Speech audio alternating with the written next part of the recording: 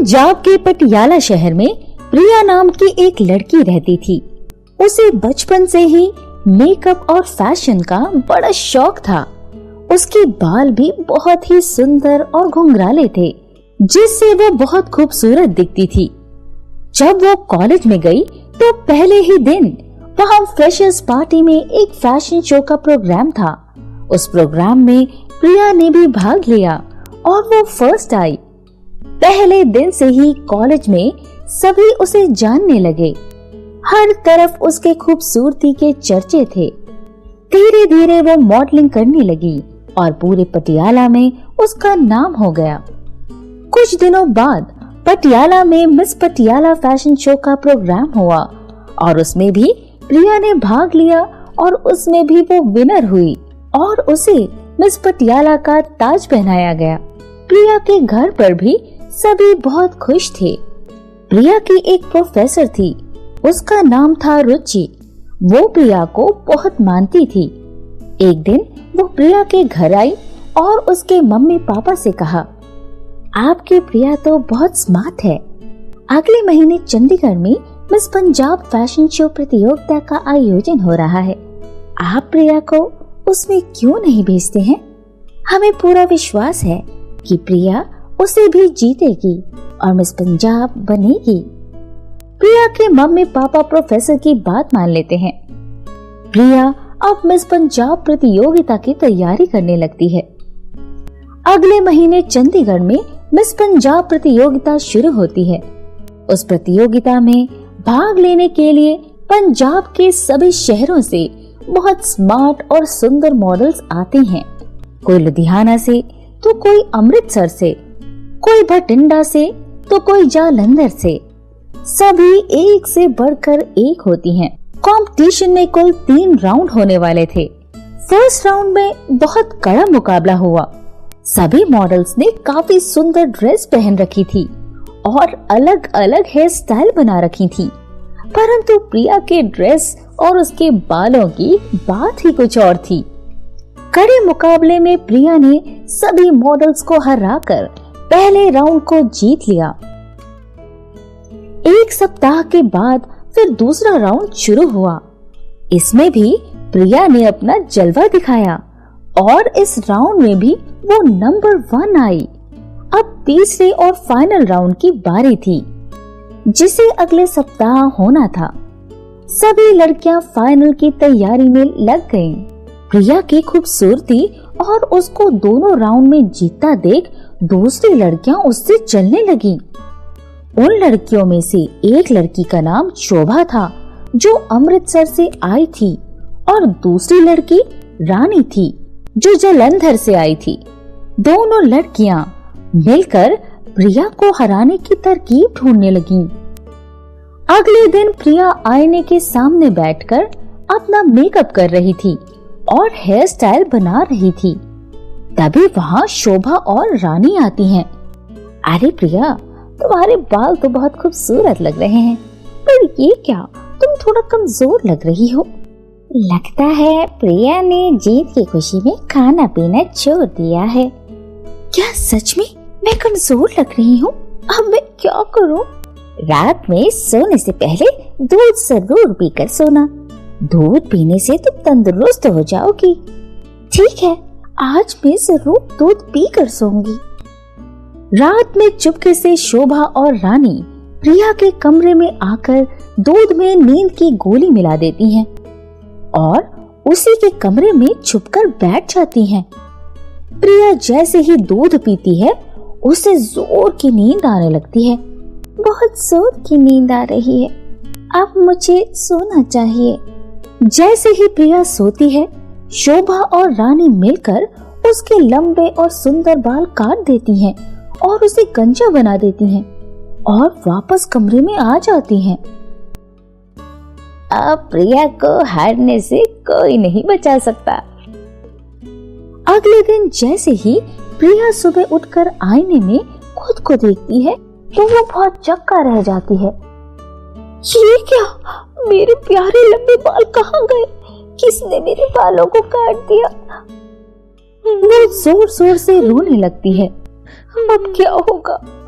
अब तो final round में मात्र 5 दिन ही बचे हैं। मैं तो अब फाइनल में भाग भी नहीं ले पाऊंगी। मेरा सारा सपना चकनाचूर हो गया। वो रो रो कर बेहाल हो जाती है और अपने घर पटियाला वापस लौट जाती है। वो रोते रोते घर पहुंचती है।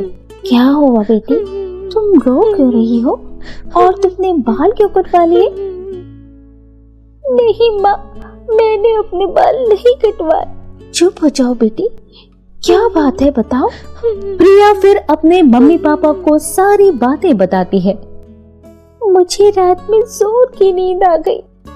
फिर जैसे मैं सुबह उठी, मेरे सारे लंबे बाल कटे हुए थे। किसने किया ऐसा? हम उसे नहीं छोड़ेंगे। मुझे नहीं पता पापा, मैं तो सोई हुई थी। वो फिर से रोने लगती है। अब मैं मिस पंजाब नहीं बन सकूंगी। और वो दौड़ते हुए अपने कमरे में चली जाती है। वो इस सदमे के कारण बहुत उदास रहने लगती है। वो कुछ बोलती भी नहीं, बस अपने कमरे की खिड़की पर बैठकर कुछ कुछ सोचती रहती है। प्रिया बेटी, कुछ तो बोलो, उदास मत हो बेटी, सब ठीक हो जाएगा। कोई बात नहीं, अगले साल फिर से तुम्हारे बाल आ जाएंगे, तब फिर से भाग ले लेना। नहीं माँ, उस प्रतियोगिता में कोई एक बार ही भाग ले सकता है। अब मैं कभी भी मिस पंजाब नहीं बन सकूंगी।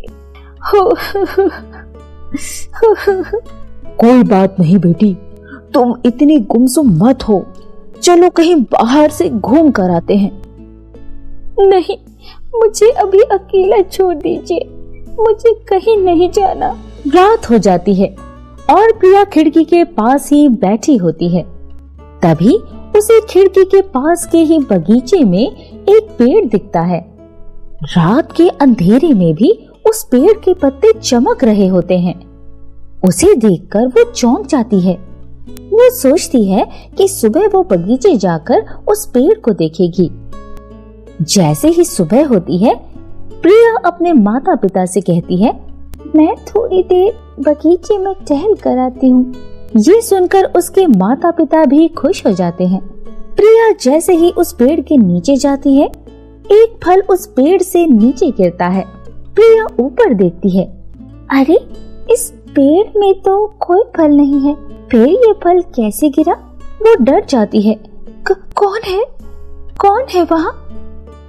तभी उस पेड़ से आवाज आती है, प्रिया डरो मत, मैं एक जादुई पेड़ हूँ और मैं तुम्हारी मदद करना चाहता हूँ। कल मैंने रात में तुम्हें खिड़की के अंदर रोते हुए देखा था। तुम क्यों रो रही थी? मुझे बताओ, शायद मैं तुम्हारी कोई मदद कर सकूं। प्रिया पेड़ को अपनी सारी कहानी बताती है। फिर उससे पूछती है, क्या तुम मेरे बाल वापस दिला सकोगे? क्या तुम मुझे मिस पंजाब जीतने में मदद कर सकोगे? तुम चिंता मत करो प्रिया, मैं अभी तुम्हारी मदद करता हूँ। मैं तुम्हें एक फल देता हूँ, तुम जैसे ही इसे खाओगी, तुम्हारे बाल वापस से लंबे और सुंदर हो जाएंगे। पेड़ से फिर एक फल गिरता है। प्रिया उसे खा लेती है। उसे खाते ही उसके बाल पहले की तरह ही सुंदर और लंबे हो जाते हैं। शुक्रिया जादुई पेड़, तुम्हारा ये एहसान मैं कभी नहीं भूलूंगी। वो जैसे ही घर पहुंचती है, वो अपने माता पिता को आवाज देकर बुलाने लगती है। माँ, कहाँ हो आप लोग? जल्दी से इधर आओ। उसके माता पिता भागकर जल्दी से वहां आते हैं और उसके लंबे बाल और उसकी खुशी को देखकर हैरान हो जाते हैं। अरे, ये कैसे हुआ? आप लोग चौंकिए मत, मैं सारी बात बताती हूँ। इसके बाद प्रिया जादुई पेड़ की कहानी अपने माता पिता को बताती है। 2 दिनों बाद ही चंडीगढ़ में मिस पंजाब का फाइनल है। अब बस मुझे फाइनल जीतना है। जरूर बेटी, इस बार हम लोग भी तुम्हारे साथ चलेंगे। अगले दिन तीनों चंडीगढ़ पहुंच जाते हैं। जैसे ही फाइनल राउंड शुरू होता है, सभी मॉडल्स का नाम एक एक कर पुकारा जाता है। शोभा रानी से कहती है, अब तो प्रिया यहाँ आने से रही। जैसे ही प्रिया का नाम पुकारा जाता है, वो मंच पर आती है। उसे देखते ही शोभा और रानी के होश उड़ जाते हैं। अरे, आज तो प्रिया और भी खूबसूरत दिख रही है, और इसके बाल कैसे आए? दोनों प्रिया के पास जाकर पूछती हैं, अरे प्रिया, हमने तो तुम्हें गंजा कर दिया था, फिर तुम्हारे बाल कैसे हो गए? अच्छा, तो तुम्ही दोनों ने ये बेकार हरकत की थी। तुम्हें ये जानना जरूरी नहीं कि मेरे बाल कैसे आए, पर तुमने ये ठीक नहीं किया। उनकी ये बातें उस कंपटीशन के ऑर्गेनाइजर भी सुन लेते हैं और उसी वक्त शोभा और रानी को कंपटीशन से डिस्क्वालीफाई कर देते हैं। अब फाइनल कंपटीशन शुरू होता है। प्रिया अब पूरे आत्मविश्वास के साथ शानदार प्रदर्शन करती है। उधर शोभा और रानी चुपचाप किनारे खड़ी होकर रोती रहती हैं। अब बारी आती है मिस पंजाब के विनर की घोषणा करने की। इस साल मिस पंजाब की विनर हैं मिस प्रिया।